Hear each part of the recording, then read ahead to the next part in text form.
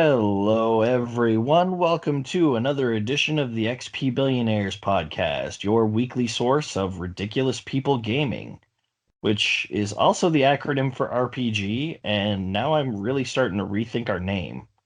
Oh, You were looking so hard, I so know. hard for something that would go with RPG when we first started this.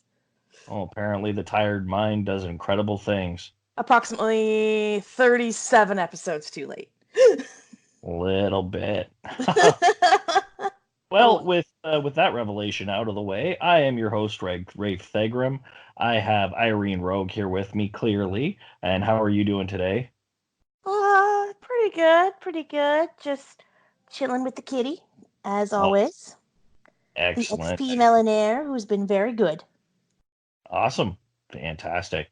And we also have Sky Knight here, a little silent so far, but I'm sure you'll be chiming in. How are you today? I'm okay. I'm okay. A little tired. Yes, yes. Sky and I have been away for the past couple of days at the time of recording this, and we basically were full throttle for several days, and Sky for even longer before that. So I'm amazed you haven't fallen into a coma at this point. I napped today. I don't nap. Well, we thank you very much for your sacrifice because we need to record this. Yes, Oh, I live to please. Oh no, it's not a good laugh. All right, let's get on with this. okay. Okay. So, welcome back to the arena.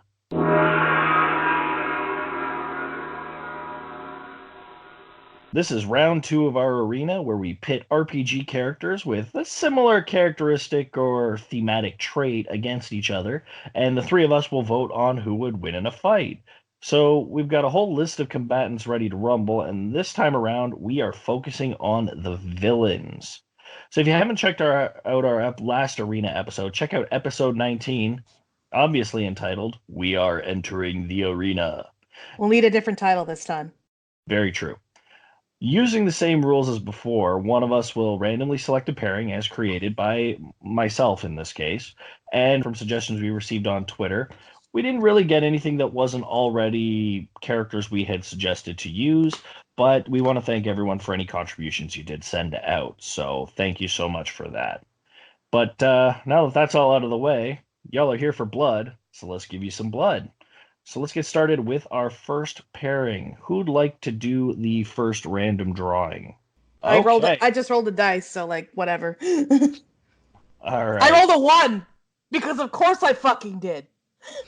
We You know what? You've got your die out. Let's do that. So, I rolled a 1, so it is Luca Blight versus Sephiroth. all right. So we have dubbed this the Battle of the Mommy Issues. No shit. A little bit. So basically, we've got Luca Blight, the general of the Highland Army from Suikoden, and Sephiroth. Well, he doesn't really need much of an introduction, I would assume. The ultimate super soldier / human experiment from Final Fantasy VII. Yeah, basically. So, all right, let's begin the discussion. So, between the two of them, I'm going to hate myself for saying this because I am probably going to start by suggesting that Sephiroth would take this fight. Now, Yeah.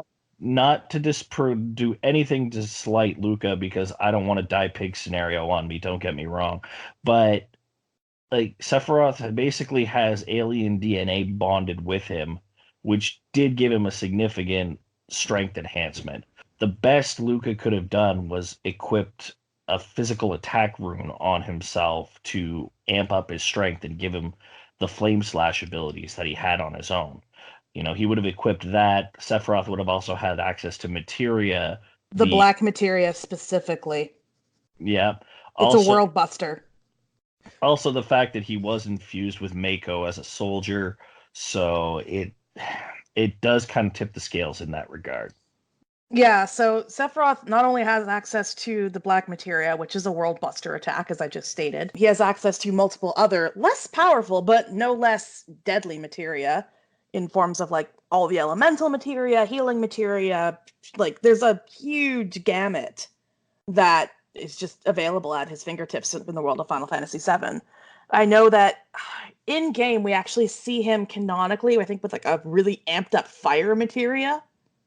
So we can assume that he has access to some top tier spells, and he's good with them, just as good as he is with his sword, which is saying something. And by the end of the game, he's almost like a godlike being. In fact, at the very end of the game, there's an attack he does that is basically a solar system level destruction blast to the characters' faces. And he does this by literally teleporting his opponent into a dimension where the solar system is being destroyed. So, not to disparage Luca at all, he is a scary guy for the Suikoden world. Like, how many parties of people did you take to fight him? Yeah, 3. You needed 12 people to take down this one dude. No. And 8, actually. 8? 18. 18. Oh, right. Parties were 6. Oh god, I'm tired. 18 people take down this one dude, right? So like he's a badass by any stretch of the imagination. I'm just not sure he can take a planet buster to the face, which is what Sephiroth is full of. I will say Sephiroth only on the strength of the planet buster ability. But for that, I think Luca would take it, simply due to sheer savagery and, frankly, inhuman strength. And I am not unconvinced that, this is theory, mind you, but I am not unconvinced there was a connection between the Beast Rune and Luca Blight. The true Beast Rune, or just... Yes. Okay, so that would have given him an edge in combat if that were the case. There is no case in any other fight in the entire Suikoden series that required the kind of manpower it took to take down Luca Blight.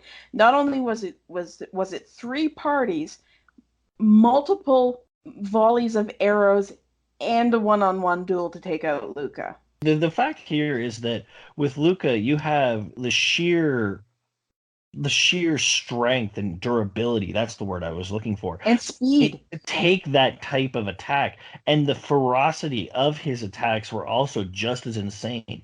Like Luca could win this on the small percentage of being able to get in a surprise attack without, any of the traditional like speech before a fight or anything like that. Luca would have to go in, slash his way through, and basically rip Sephiroth's head off in a single strike. That would immediately be the only chance. But in the situation of a fair fight, one-on-one, I can't see it happening. Also, we got to remember, Sephiroth has demonstrated equal savagery just without the planet buster. There were the giant Midgard serpents that he impaled on a tree. There was the entirety of the Shinra building that he slaughtered in a matter of not very long, maybe a few minutes. You're not given the impression that a long time has passed, and he slaughtered every guard, every employee, every monster, and the president. Yeah. He's quick. Oh yeah.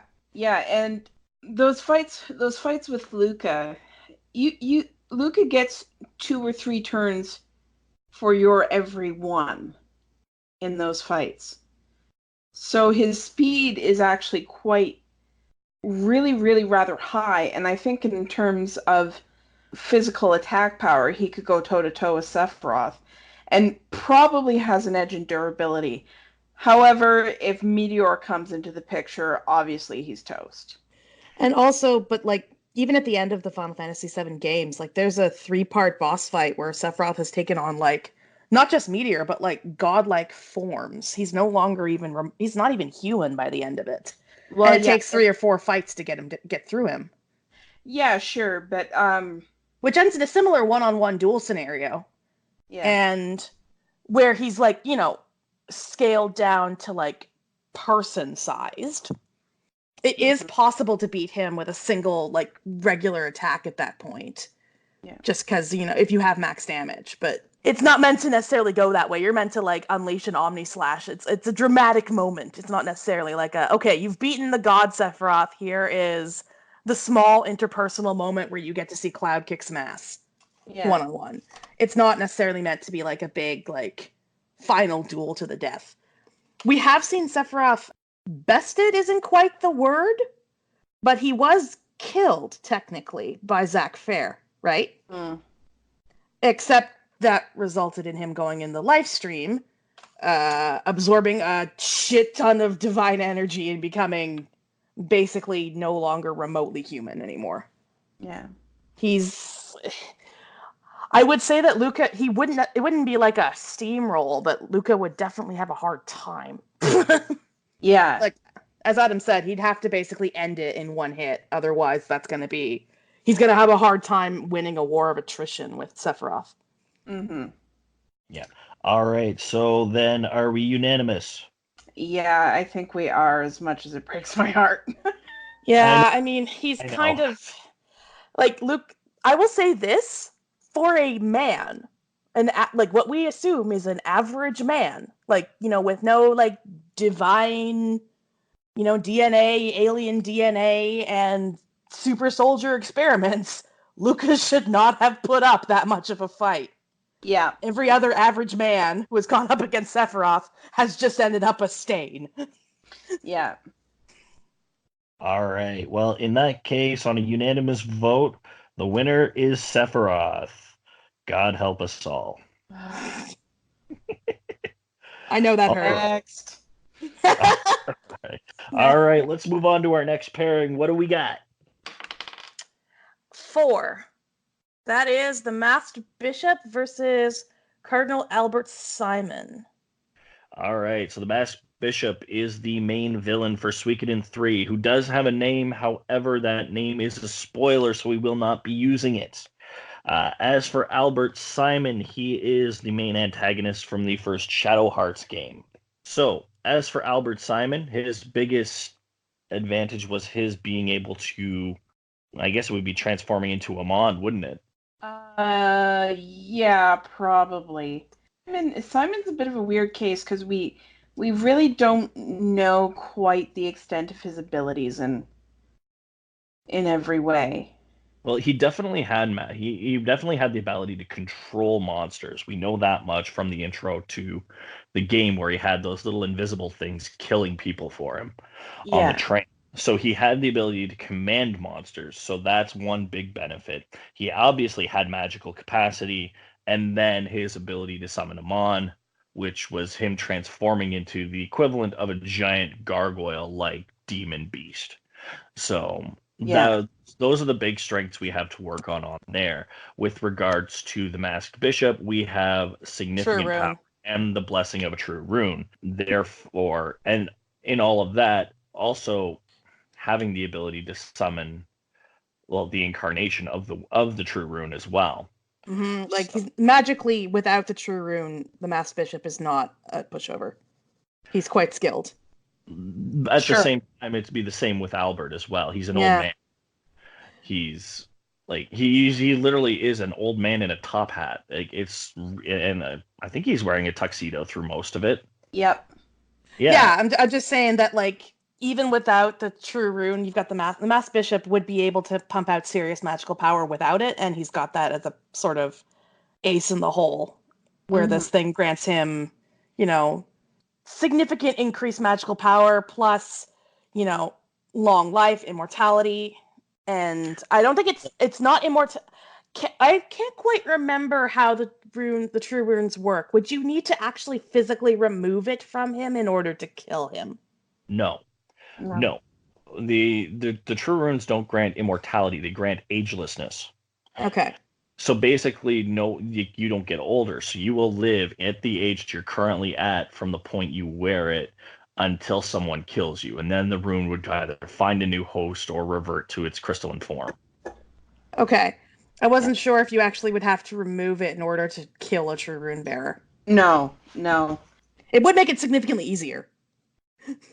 Yeah. It's a true rune bearer is is not as hard to kill as you might think, depending on the circumstances. And the bishop's always been quite crafty as well. He's good at keeping himself out of trouble, just in general. Well, I mean, consider who his guardian was. No shit. It's kind of easy to keep yourself out of trouble when your guardian knows things that they should not. That's very true.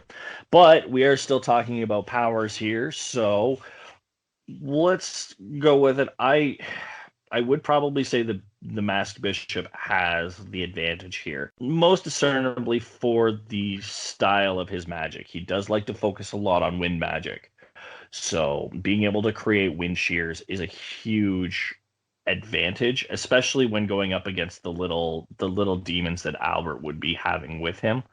And at the same time, the access to wind magic would also give the advantage when he becomes Amon. So you would have the ability to fight in the air without having to fly yourself. Also, he would blow off his little top hat, which I'm sure would annoy him. A little bit. Yeah. And he is nothing if not able to get under his opponent's skin. He's good at that. Yeah. Possibly because he's such a giant shit, but whatever. Also very true. So that's my theory. Like, even if the Cardinal becomes Amon, I don't even think that the Rune Incarnation is necessary here for the Masked Bishop to take the advantage. Yeah, I think in an arena-style fight, the Masked Bishop has it.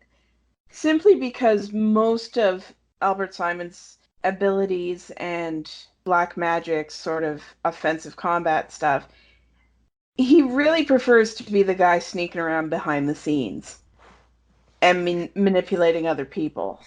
Which, to be fair, the Masked Bishop is also fond of, but that doesn't necessarily mean he's not able to, like, just fucking do it himself. He just doesn't like to. The difference here is that the Masked Bishop knew at some point he was going to have to take the stage. Like, everything was a stall tactic until he had to do what he had to do. So I think Simon was expecting to do as little as possible compared to what the Masked Bishop was hoping for. Yeah. That's true. He was very aware that one of these days he was going to have to get his hands dirty, so can conserve his strength and mitigate until he has to. Whereas the other one's like, right, so I'm it. Exactly. Well, and you got to remember that while their goals were very similar, the ways they had to go about it were very different. The Masked Bishop literally has, a piece of divinity in his body, basically. It does confer a certain advantage, similar to what we saw with Sephiroth, we're dealing with godlike powers at some point. Albert, on the other hand, is a summoner. A lot of the plot, particularly of the original Shadow Hearts, is that he was either summoning things or getting other people to summon things. Importantly, he has to most likely be stronger than the things he's summoning, otherwise that can go wrong. So we can assume that they're all, like, not mooks, but, like, minion level, Well, no, the thing is, like, both the Masked Bishop and Albert Simon are pretty much world destroyers. Neither of them really expected to survive. That's not what this was about. This was creating a new world, and they weren't expecting to survive. So they're both fighting like they don't care about living, which is not exactly not great for everyone around them. No, not so much. All right. Well, I guess we've got our answer here. So, is it unanimous? Yeah. I think so. Okay. Then, without further ado, we declare the Masked Bishop the winner. Ding, ding, Sorry, ding. Alfred. Albert, I'm sure your top hat is really awesome, but it's not enough. No, not this time, I'm afraid. Alrighty, we have our next pairing ready, do we not? 3.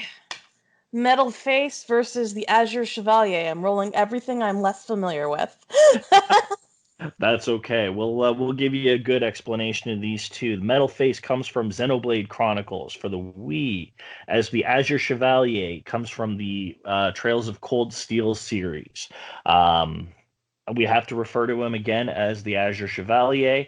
However, I can explain that he is actually the Chevalier is piloted by a terrorist known as C, and only C. So we can use that term to describe him without going into spoiler territory. So these are like the giant mech battles.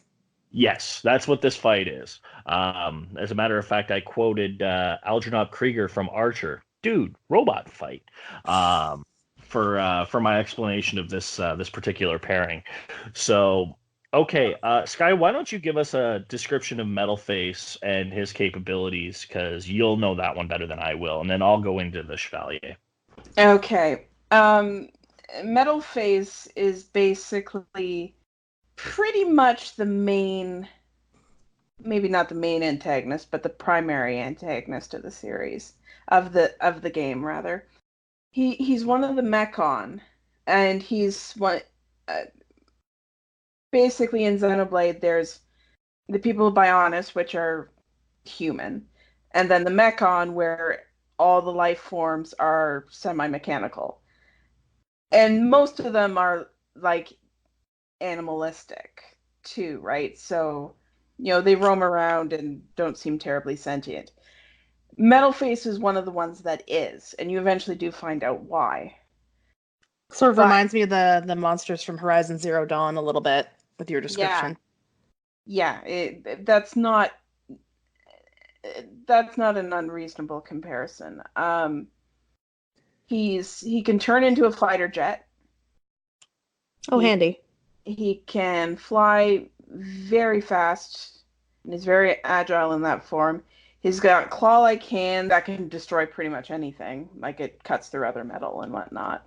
He's also got like a beam cannon sort of thing as well. Oh, goody. Really strong, very large, and you fight him numerous times throughout the game. He's a recurring protagonist that...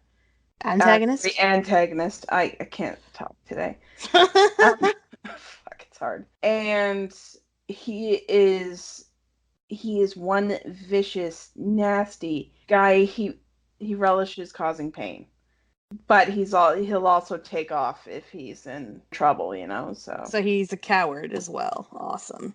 Yeah. So sounds like a fun guy. Yeah, and in fact, his actions sort of lead Shulk, the protagonist, on his journey, because Shulk's initial goal is to end Metal Face. It's at the beginning, it is strictly a revenge story against Metal Face. Against Metal Face, yeah. So he's really important to the story. Gotcha. Alrighty. And as for the Azure Chevalier, or C, as we're going to be referring to him as, the Azure Knight is a giant human-like robot that is piloted by the terrorist C. Now, basically, it reads off of its pilot in terms of how it wishes to perform. So it uses the same weapon that C uses, which is a double-bladed weapon, similar to a double-bladed lightsaber, only with actual blades. So it basically uses the style of fighting that the pilot is capable of using, only it gets amped up. So it has the ability to fly at incredible speeds. Basically, all the pilot has to do is call for it, no matter where he is, and they're linked to the point where the knight knows where he is, gets in, and he can basically start fighting almost immediately. Now, there's also access to a hyper mode, an upgraded power and form with the knight that allows C to get faster, stronger, significantly amplified skills. Basically, he gets modified craft attacks, so special skills that are available based off of C's physical skills. So those are the major advantages that that the Azure Knight will have compared to anyone else piloting a regular robot that starts appearing in this series. So, I based on the description you gave me, Sky, my vote will have to go with Metalface. Yeah. My reasoning being is that Metalface is a much more vicious fighter. Now, C is determined, don't get me wrong, but he's also not one to pick a fight indiscriminately. So I think the ferocity that comes with Metalface and his just desire for fighting, desire to kill, I think that alone is going to turn the tides of the fight. He is a sadistic son of a bitch. And you've also got the whole like the Azure Knight is at its core a human being piloting a machine. Whereas with Metalface, you've got the extra added layer of this thing is already a vicious attack bot on its own. It doesn't need help. But like if we look at what the other, like not just Metalface, look at the others that are not necessarily sentient. They're monsters in the world. They're aggressive. Yeah. Is what I'm getting at. So you've already got this thing that at its core will want to pick a fight. Will want to go out and find things to hurt. Whereas the Azure Knight is like fundamentally human. In some cases that is the case. It isn't always. The situation on Mechonis is a little more complicated than that. But yeah, no, there's like Metalface is basically a killing machine. And there's no humanity to sort of temper it, Yeah. Whereas, with the Azure Knight, it's a dude in a suit. There's a human being in there. And they can't all have giant mommy issues like Sephiroth and want to kill the planet. I'm sorry. Well, okay, fuck it. I'm just gonna say it. Say part of it. There's a person inside Metalface. Calling him a human being just doesn't feel quite right, but yeah. Please find a way to cut this into something a little bit more coherent. I'll do my best. Yeah, I get what you're saying though. It's like he never operates outside of Metalface though. No, exactly. Maybe that's the best way to do it. Like he's Metalface is the Metalface we see, you can more or less treat as one being. Whereas you've got the Azure Knight who has humanity that, he is able to go around in towns and like be a normal dude. Yeah. Well, While Metalface not so much. No, I don't think even Metalface's person would have that advantage, it sounds like from what you're saying. No, he's pretty fucked up. Yeah, so like whether or not Metalface was a giant robot, Metalface would not be able to walk down a street and be like totally normal. Yeah. People would get the creeps and he'd probably eat somebody. Yeah, I don't disagree. Yeah. All right. Okay, so what's the vote? Metalface. I'm gonna have to give it to Metalface because like humans flinch. Metalface doesn't sound like he would.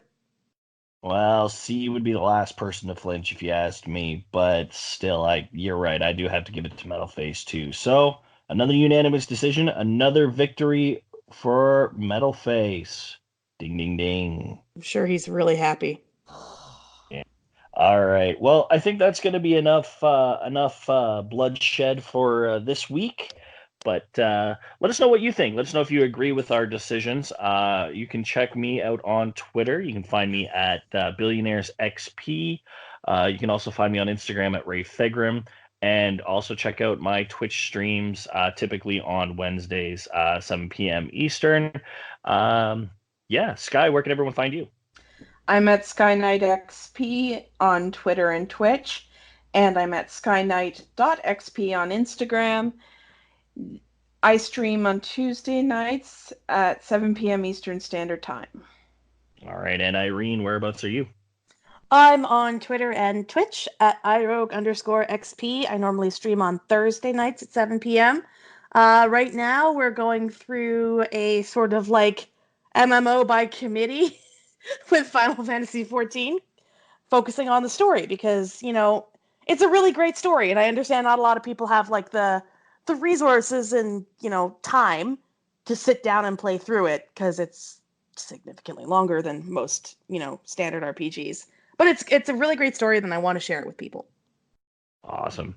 And our transcript will be up in the next couple of days. So make sure you let anyone who needs it know that it'll be available on our website, xpbillionaires.wordpress.com. That reminds me, just one more thing. If you see me around on Brynhilder, feel free to say hi. My character's name is Melon Enby, and she is a little Lalafell, and she's adorable. Please come and pat her head. Nice. All right. Sounds good. And lastly, check out any new updates related to us will also be found on our Coffee page. So definitely check us out there, coffee.com/xpbillionaires. Share those posts with your friends. And if you feel like it and you like what we're doing, please send us a donation. All right. Well, that's going to be it for us this week. But before we go, I just wanted to share one bit of interesting news I found. And that is, I found a new version of the Bible that has added an 11th commandment. And it states, "Thou shalt keep gaming." All right. We'll see you guys next week. Always think these can't get weirder. Bye. Bye.